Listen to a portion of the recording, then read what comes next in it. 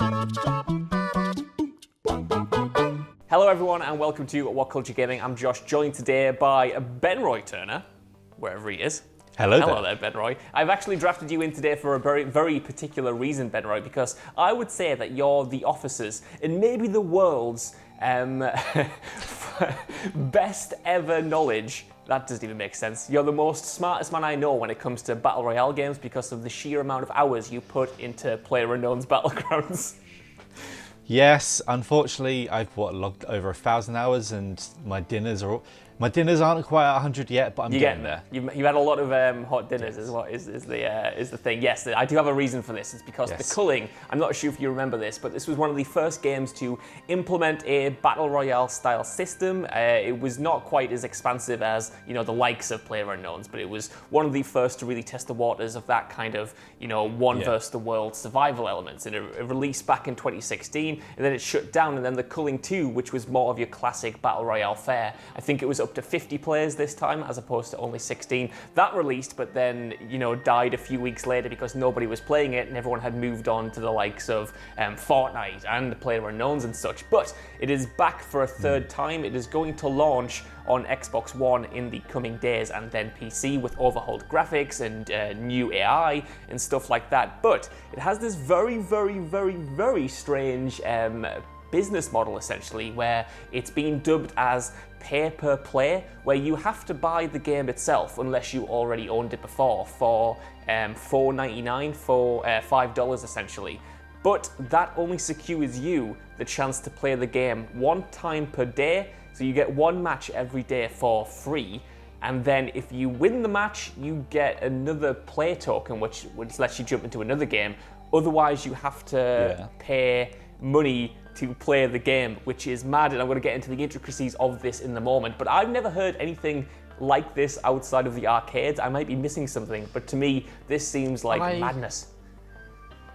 I don't know why you would even try any pay-per-thing model anymore. I think we've seen, and I'm going to segue a bit to the world of TV, but you've seen like wrestling, how they sort of abandoned pay-per-view, and you only really get sort of the big boxing matches now, or UFC events that can really rack in the dollars because everyone likes the subscriptions. Yeah. Everyone likes to just put a bit of money down. Oh, it's over there. It's a couple of pounds, a couple of coins, and then that just keeps chipping away at your bank account to the point where you've got nothing left and you can't afford food. But that's a slow demise. This, now you have to sort of pay attention, and you know that you're paying for each match.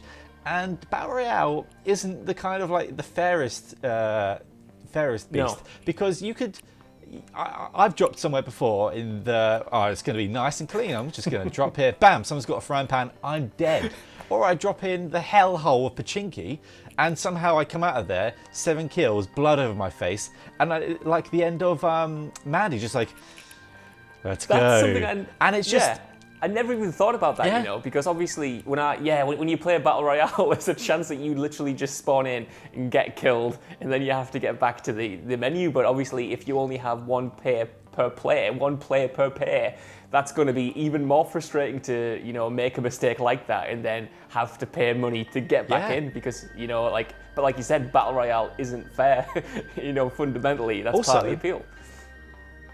You think of how many people are in Battle Royale matches. Oh, if you win, you get another token. So they give it one person out of, 100 in the Culling? One person out of how many people it is. That's nothing.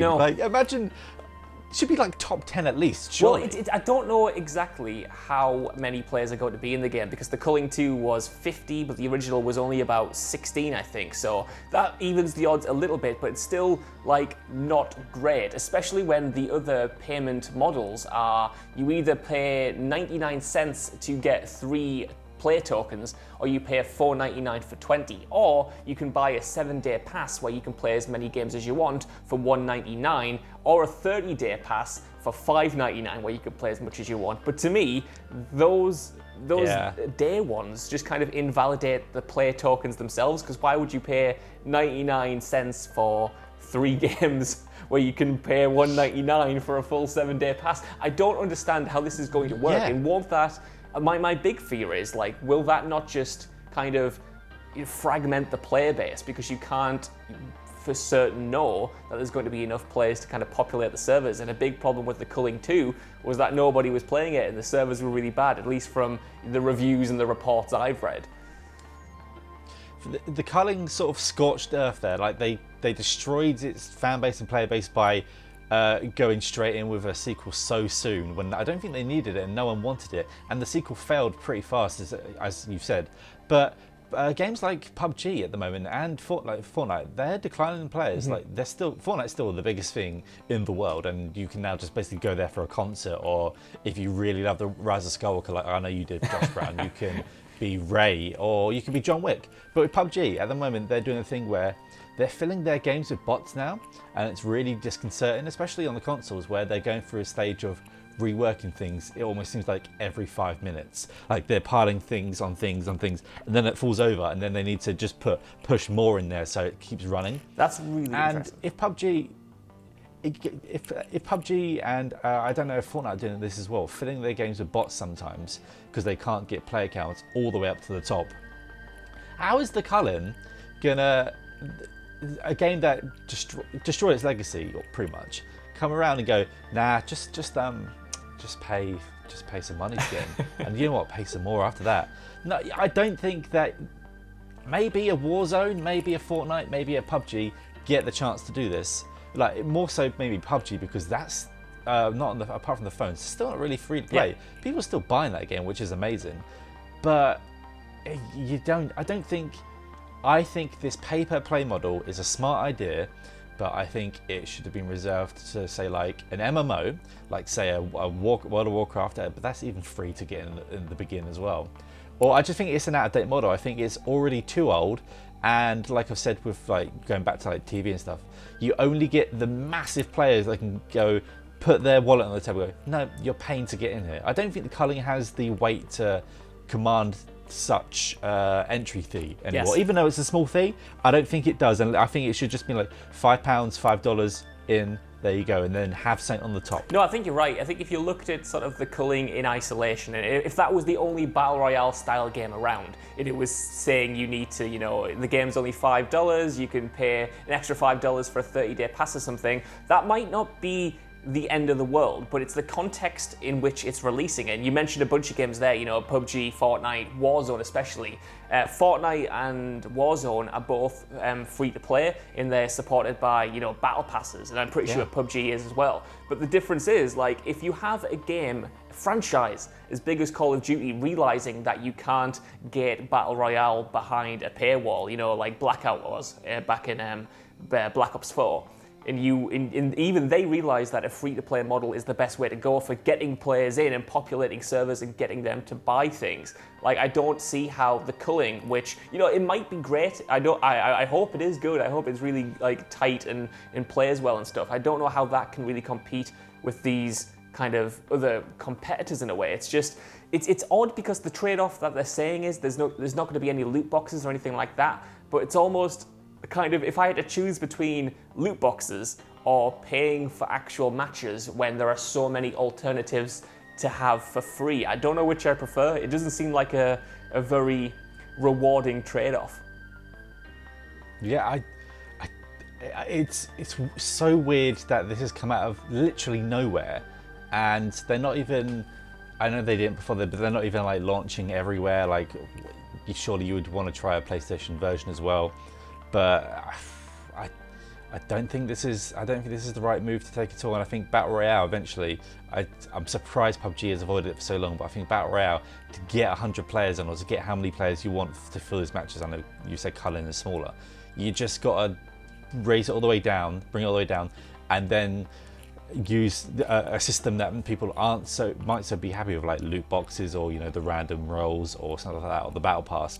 But yeah, like PUBG has a battle pass as well. You see someone wearing a dinosaur onesie, you want that dinosaur onesie, because you want to get to a point where you're not hiding in the bush anymore, you're running out there with a giant gun and you're just murdering people, and then you can do your emotes and say, I have a chicken dinner, or I'm a Royale winner. Is that that's the whole appeal of Battle Royale crystallized there, I think. But no, you're right, man. Like, I was going to ask you this because obviously, you've been with PUBG for for years now, but it's a question that we've been asking pretty much since it became popular, and that's, are there too many Battle Royale games? And are we going to start seeing diminishing returns? You mentioned there that some servers are getting filled by bots because the players just aren't there anymore. And we've got these big hitters. We kind of more or less know which Battle Royale games are successful now, and that's where the most people play and the servers are populated. You know, we've got, for me, the big three definitely are PUBG, Fortnite, and Warzone. And Apex Legends, you know, obviously does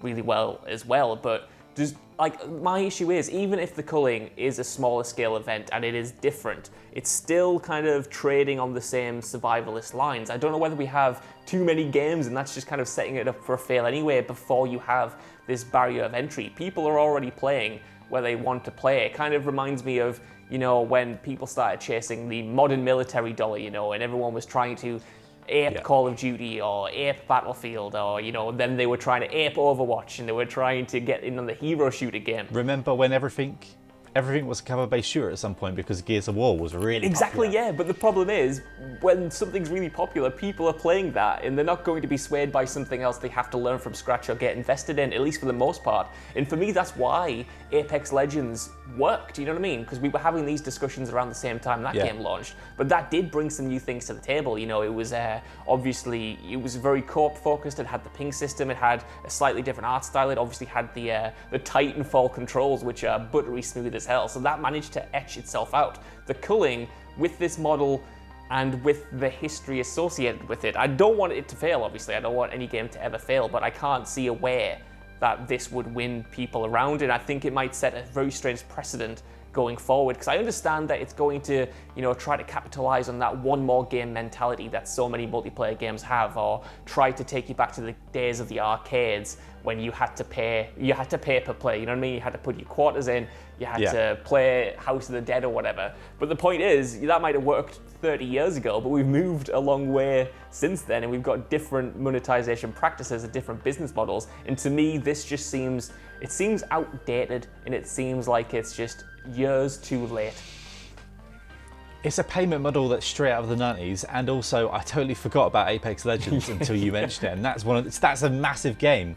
And also H1Z1, isn't that still around as well? So like, I don't think there should be any more of these style of games. Like I guess the Culling was there almost since like a day one sort of thing, so we can let them slide, but not this payment model. No. And yeah, I just don't see it. I hate to be so negative, but I need to.